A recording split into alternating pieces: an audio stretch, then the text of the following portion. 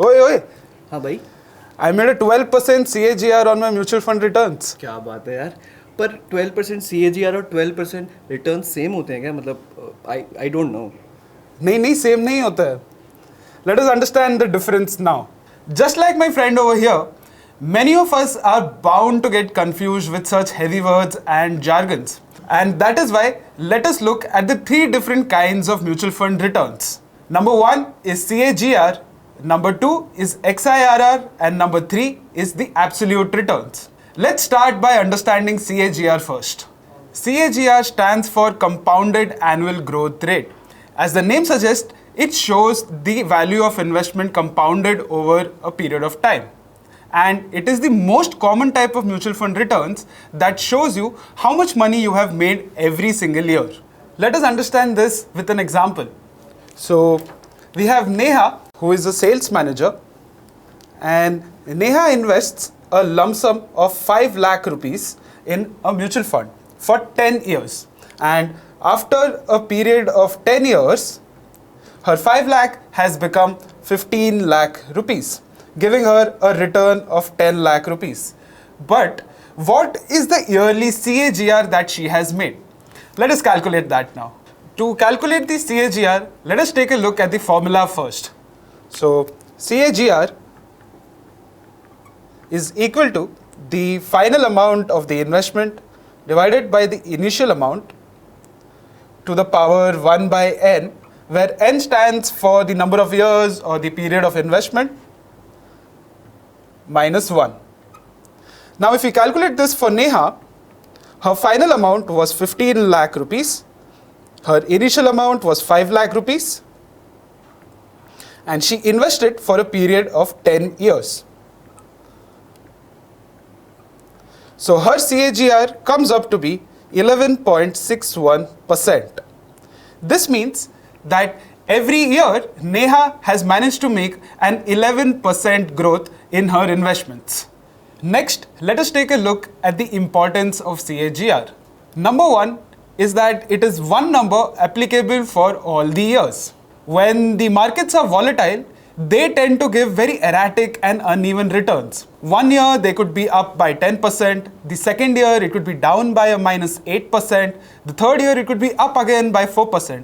In such cases, CAGR helps smoothen out the returns to give you a consistent number for all the years. The second importance of CAGR is that it helps us compare different instruments. Let us take an example of a fixed instrument and an equity-linked instrument here. Assume an investor puts rupees 10,000 in a fixed instrument that gives 5% return, and at the same time, he puts another rupees 10,000 in an equity-linked instrument. After the period of 1 year, the investor gets a return of 10,500 on the fixed instrument and gets a return of rupees 12,000 on the equity-linked instrument. Now, how would you compare the returns of these two instruments? Normally, because of the erratic and the uneven nature of the equity-linked instruments, it becomes very difficult to compare such kind of instruments. But if we take CAGR into account, it becomes very easy to compare these two. Next, let us take a look at the limitations of CAGR. Now, because CAGR has a smoothened out return, the most significant limitation of CAGR is that it completely ignores the volatility and the erratic nature of the markets. Basically, by looking at the CAGR, it shows a steady and even growth every single year, but that is not the case. The next point that the CAGR ignores is the continuous investment that the investor might do. So for example, if you do an SIP of regular investments, then that cannot be calculated in the CAGR period. The third limitation of the CAGR is a limitation of representation. Say that an investment fund was worth rupees 1 lakh in 2016, it becomes rupees 71,000 in 2017, then it becomes rupees 44,000 in 2018, then it becomes rupees 81,000 in 2019, and finally it becomes 1,26,000 in 2020. Technically, the fund manager here would be correct if they stated that in 2021 their CAGR was over 42%. However, they would be omitting some critical information about the fund's history. such as the fact that the fund's 5-year CAGR was just a modest 4.73%.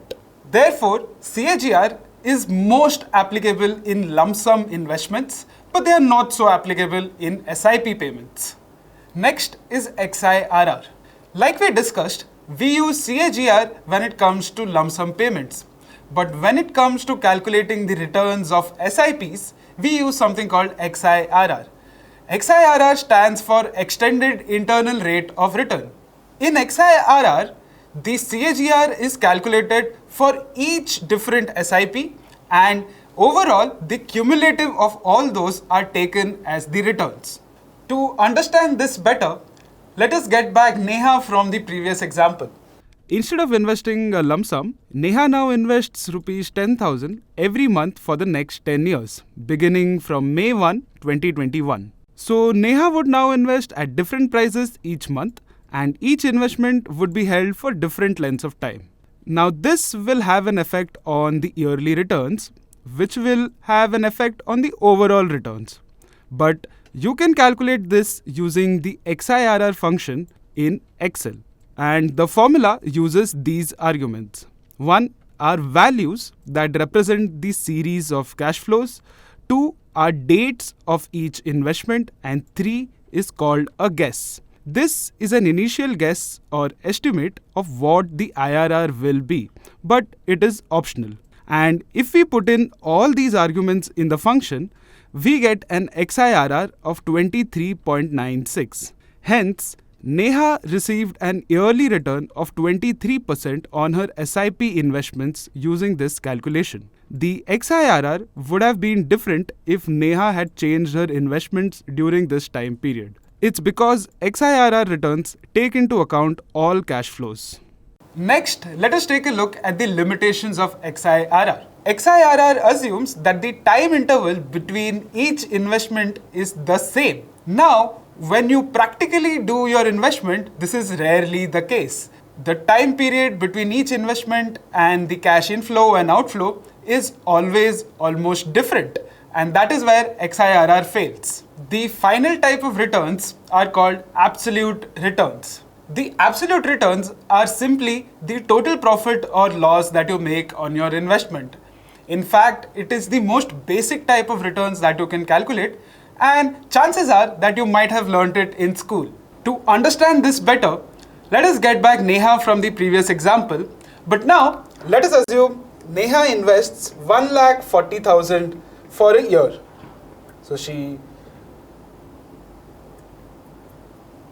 So Neha invests 1,40,000 for 1 year, and after 1 year, her investment has turned out to be 1,50,000. But what is the absolute returns in this case? To understand that better, let us first take a look at the formula of absolute returns. So absolute returns is equal to the final value of investment minus the initial value of investment divided by the initial value of investment multiplied by 100. Using this formula, let us now calculate Neha's absolute return. Neha's final value of investment was 1,50,000 rupees minus Neha's initial value of investment, which was 1,40,000 rupees, divided by Neha's initial investment, which was 1,40,000 rupees, into 100. And this comes out to be 7.14%. So this is the absolute returns made by Neha on her investment. Next, let us look at the limitations of absolute returns. Now, because absolute returns are calculated at a specific point of time, the starting events or the ending events related to the investments will have a big impact on the returns. So, if you had invested in a downtrend of the market, chances are your returns would be much higher. Similarly, if you would have invested in an uptrend of the market, chances are your returns would be much lower. Another significant drawback of absolute returns is that it completely ignores the events that have occurred between the start date and the end date of an investment. Now, that means that absolute returns might have ignored the volatility and the difficult periods of the markets. This means that the absolute returns will not show you a complete picture of your fund performance. Therefore, to summarize everything, we have CAGR, which is compounded annual growth rate, and it is best used for lump sum payments. Then we have XIRR, which is extended internal rate of return, which is best used for SIP payments.